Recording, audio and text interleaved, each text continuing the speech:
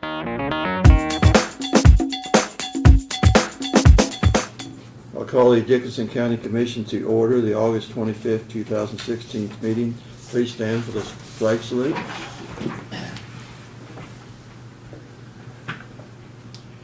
I pledge allegiance to the flag of the United States of America and to the republic for which it stands, one nation, under God, indivisible, with liberty and justice for all.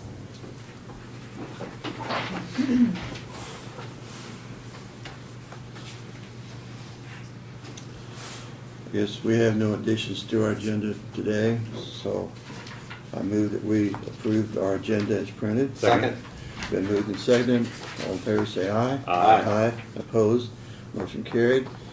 Consent agenda are the minutes of the August 18th work session and regular meeting. Payroll, $337,736.75. Fund expenditures of $191,524.60. I'd move that we accept the consent agenda as presented. Second. Been moved and seconded. Any discussion? If not, all in favor say aye. Aye. Opposed? Motion carried. Commissioners' comments and committee reports. Craig, do you want to start? Nothing. Earlier this morning, I attended the Military Affairs Council breakfast over at Junction City, and it is in regards to the military police and the role they've played with Fort Riley. And well attended. This afternoon, I'm going to be listening to a panel discussion of Dr. Myrta Martin. She's president of Fort Hays State, and Ernie Lehman, Midwest Energy CEO. John Jeter, Dr. John Jeter, he's with Hayes Medical Center out there, and Gary Shorman, Eagle Communications CEO. This takes place at Hayes, but it's in conjunction, we're having our annual KAC board meeting out there.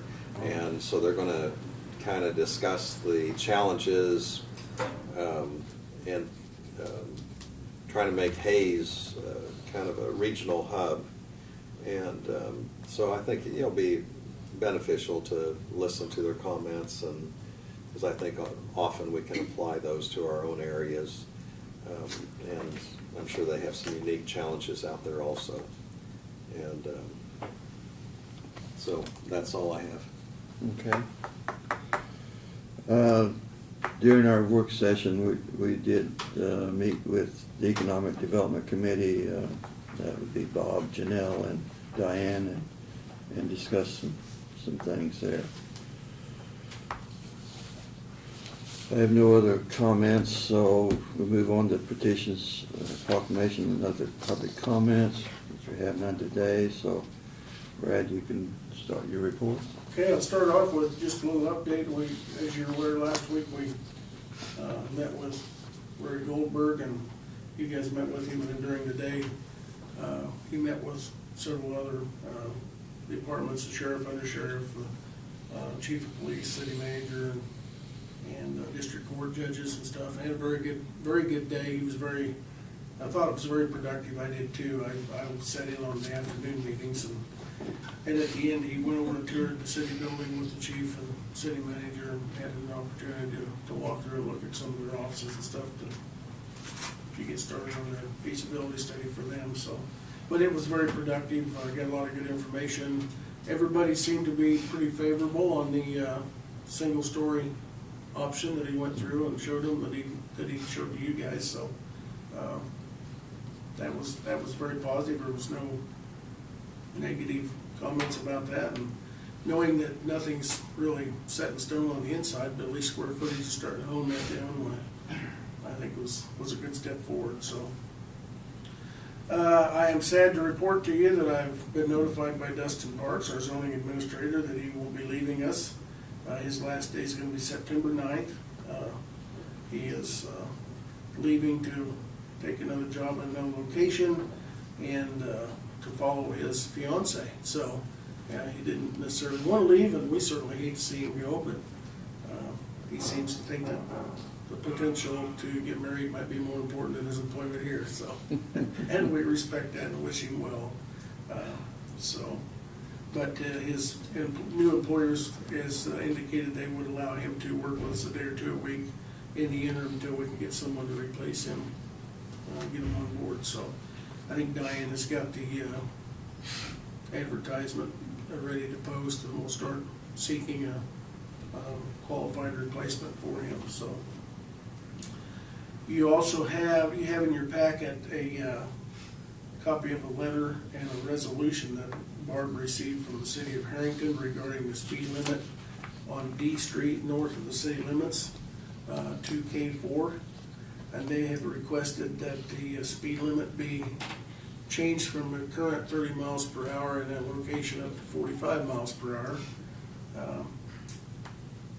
Back in January of 2011, we received a similar request. At that time, I believe the speed limit was 55 in that area, and they requested that it be reduced to 30 mile an hour. So I guess according to the letter or resolution that they provided, they've had some requests from their citizens that it takes too long to get from K4 down to the city limits at 30 mile an hour, and they would request it be increased to 45. So the county engineers reviewed that and looked at the situation, went out and looked at the site, and he sees no problem with it being increased to 45. He and John have looked at it and determined where the signs should be placed to make them legal if that's what you choose to pass. So we can put that on the agenda for consideration next week, and if there's anybody that has any input, they certainly welcome to come in and voice their.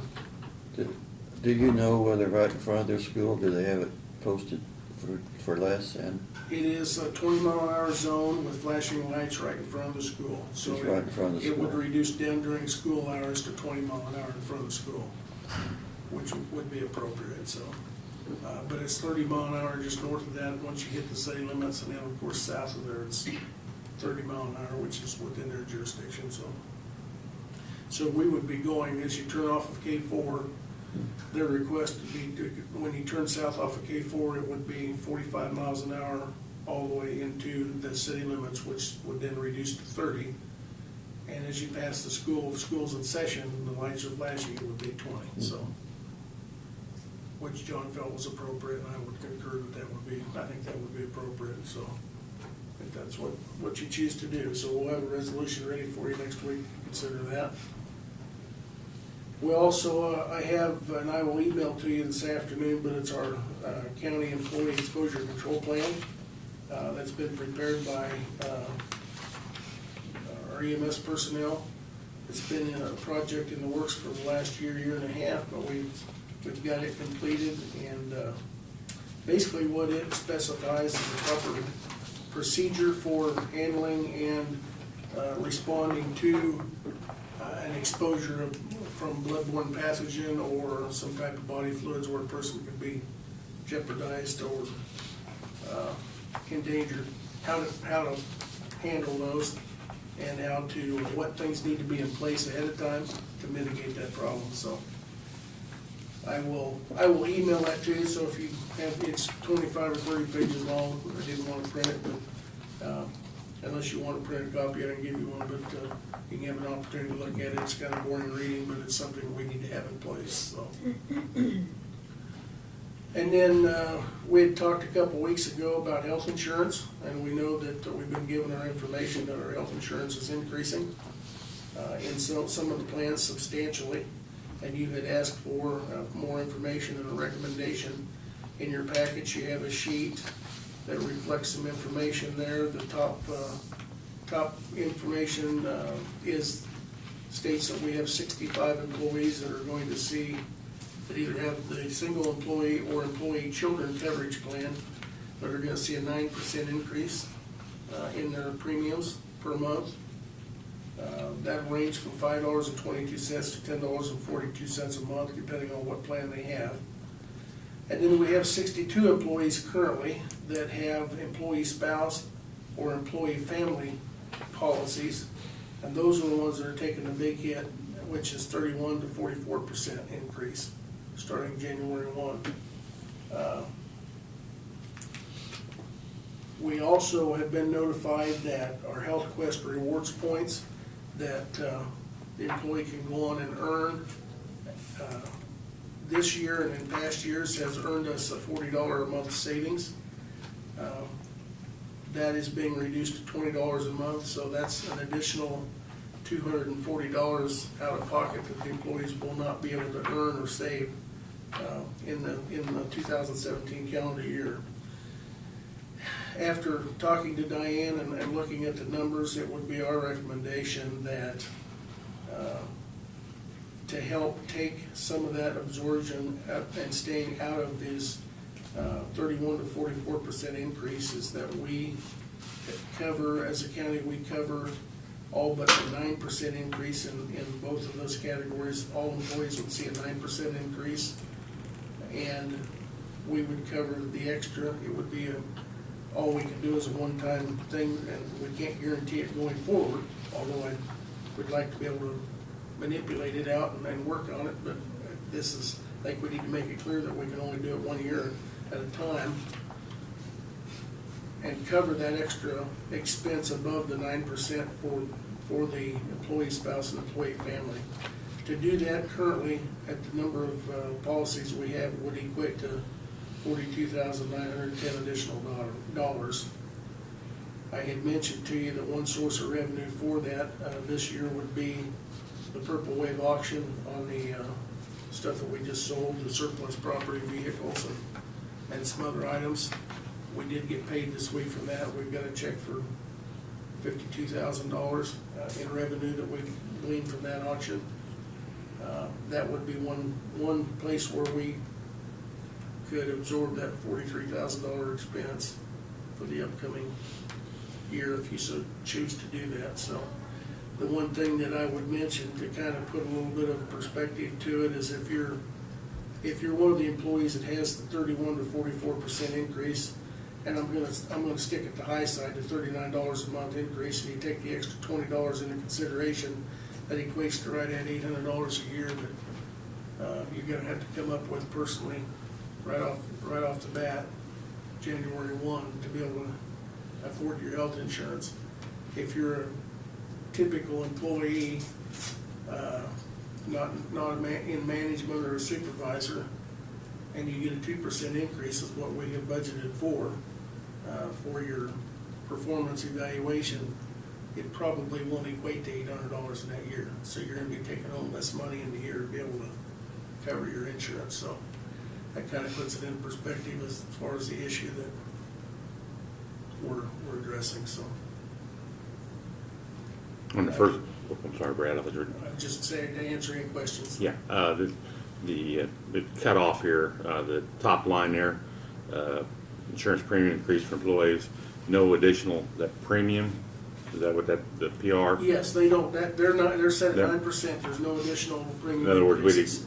we'd absorb that for those.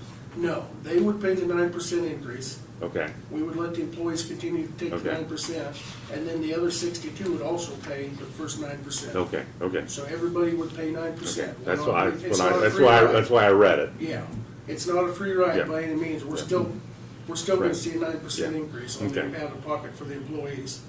But the 9%'s a whole lot better than 44% Right. or 35% for those that are facing that, so.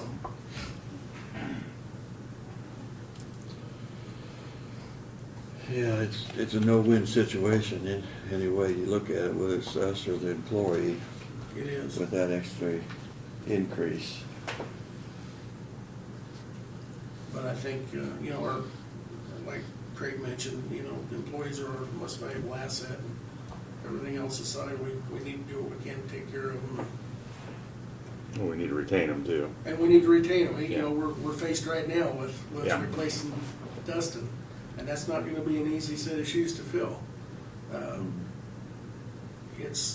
He's done an outstanding job of being able to get somebody in there now that we've invested in him, with the floodplain management certification and Yeah. everything else. It's just a risky take, Yeah.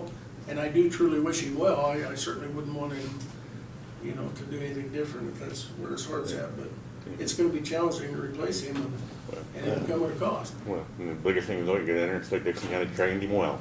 That's true, and there's absolutely no doubt that's why they hired him very Yeah, quickly. yeah. doing the same job he's doing Yeah, here, yeah. so, because he is educated, and he's well-trained, and that's one of the things you face when you have good employees.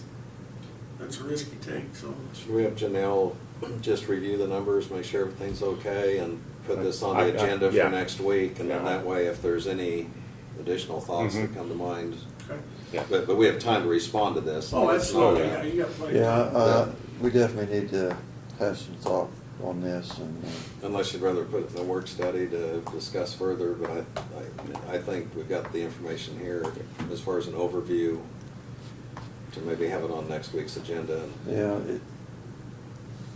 and like I say, we have to look down the road too. We're not sure with this tax lid deal, just how this is all gonna work out with them. 'Cause apparently health is not one thing that we can get out of as far as the tax lid. Well, I think, not necessarily. I think health insurance for the exempted categories would probably be okay. In other So words, like public this- safety. For public law safety. enforcement, the You sheriff's think that would department, include, and some of that, but, And we make them all for that. well, we can get Garrett to deputize all 130 employees, I guess. Well, But, the thing on this too is, right now we have the surplus funds or surplus property that was through Purple Wave, so there's a funding mechanism there where it doesn't impact the mill levy, and that may not be there, like you said, next year, or that might be a number that wouldn't be the same, so.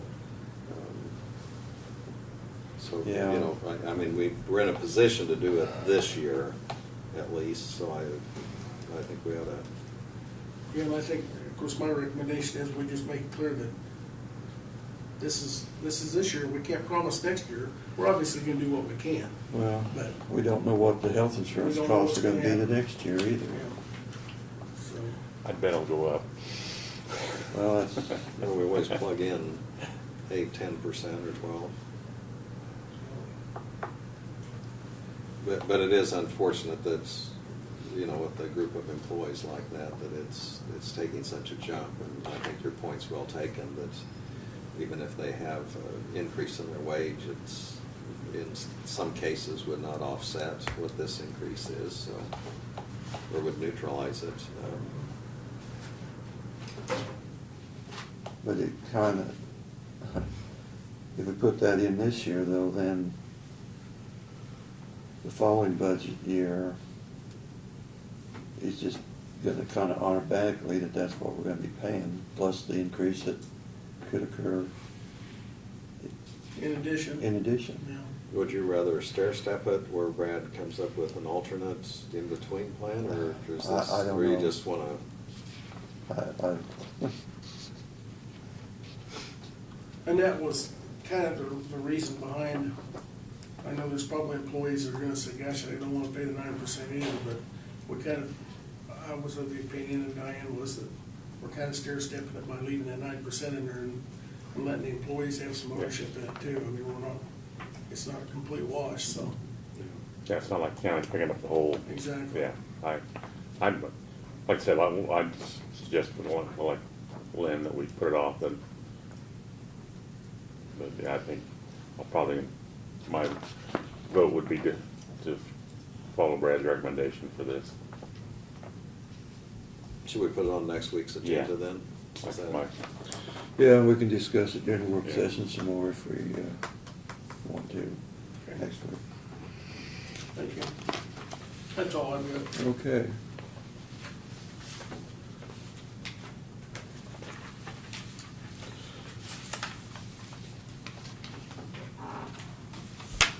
You'd given us also some information on the justice timeline. Yeah, and I don't, did we discuss that last week? We discussed it last week. Okay. Yeah, remarkably, when I looked at that, we're not very far off that timeline, so Mhm. I'll take credit for that, but yeah, we're not very far off that. Thank- Good news. That was kind Things of a are- guess when we did it. But from here on, things have to move pretty quickly. Yeah. Yeah. But I guess that's my point, that to be able to stay on to it. stay on it in the future, things would have to move along pretty quickly. Well, and Craig had raised the issue last week, too, that, you know, still, if the city chooses not to participate, you know, let's keep things moving methodically, and I think Larry Goldberg, you know, seemed to indicate that, you know, we're factoring that in and, you know, not tied down completely to that, but is that kind of your recollection? Oh, yes, yeah. Yeah, he didn't feel like it was gonna hold us up. The work they're doing now would not be reduplicated if the city decides that they're not gonna be a part of it, so. But it might, we still might have to cut back a little on square footage if they didn't go in, and that could be done then, or not. Well, the point that I got from him at least was that there wouldn't necessarily be a big cost savings to cut back anything. I think he used the example of the detention cells, the temporary detention cells, holding cells. He had 5 in there, and he wouldn't necessarily cut back to 3 Right. because it wouldn't save it. It'd cost more money to cut that back and change it at this point. And for future, you're probably going extras good. You know, for expansion if you ever need it, and you can never have too many holding cells, things like that, so I think the point that I took was it wasn't extravagant enough that it would make any difference to cut back. Now, there may be difference in renovation in the existing building. That's the way I understood. And The none floor of that pl- they've gotten into Yeah, yet, the so. floor plan would be just like if they come in or not, it just, if they don't come in, It we'd should be square. reconfigure how the. Yeah, the- and I think he was holding on to configure that part until Right. he knows. Yeah. So he doesn't do some work that would change. Because right now, they're primarily working on the Justice Edition and getting the details worked out in that, so. That's why he left that plan blank in those areas, so. There is, I think originally we talked like 55 cells, and he has increased that. Now, what was the reasoning for doing that, I guess? The increase in those cells was because he had added work release on the side. Okay, And his explanation, and of course it makes total sense, is you don't want your work release having access to the general population because of contraband can be infused in. So if you looked on the side, there was an area that was strictly work release. I think he had 8 bunks or something in there. Yeah, 10. 8 or 10 Yeah. people that on work release that have their own interest to come in, their I own see. bunks and room and bathrooms and stuff like that. And that also, that's kind of dual purpose, that also would allow for expansion in 20, 30, 40 years if something happened and we had to add another 10 along that east side. He would just add a couple more cells and make the jail a little bit bigger. That would give us the area to easily expand it if need be. We would hope that we wouldn't need to, but you always want to have that contingency in place if you do. And not build a facility where you can't expand it at all easily. So that's where it came up with. It didn't really make the facility any bigger. It was a configuration. It added a few and then adding the work release, which can be counted towards the number of bunks. So, Yeah, well, I appreciate you sending me the video of the meeting last week, and like I say, I think, help keep you in the loop. yes, yeah. Okay. Guess we have no resolutions today or unfinished business. Doug, I don't know if there's anything. Oh, I'm sorry, Doug. I don't have anything, thank you. Okay. Other business, we have a resignation from Fragrant Hill Township trustee, Jerry Lovett, and consider appointment of Rodney Chamberlain as the Fragrant Hill Township trustee. Is that correct? So moved. Second. It's been moved to second. Any discussion on that? If not, all in favor say aye. Aye. Opposed? Motion carried. Is there any other business? I move we adjourn. Second. Been moved to second. We adjourn. All in favor say aye. Aye. Aye. Motion Oh, you carried. got to sign.